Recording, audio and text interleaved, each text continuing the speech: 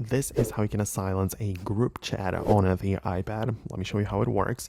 And if you're new here, first time on Foxtecc, definitely subscribe for more tips and videos like this one. So the group chat, you probably mean the one inside of the messages, through iMessage. And the way that it works is that you open it up inside of the main messages app, and it doesn't really matter if it's a group chat or a regular chat, because all of them are going to be listed in here in the left side. And you can swipe left on any of the things. So for example, I have a group chat with a couple of people in here, so I can swipe left on it and either decide to delete it, but there is also another purple button with the bell icon, which is actually strike through, and this is what makes the group chat silent, meaning that I still see the messages and everything, but I don't get notifications about that, right? So obviously you can enable it. Then there is a little bell icon under the date of last message, so you can always just kind of see when you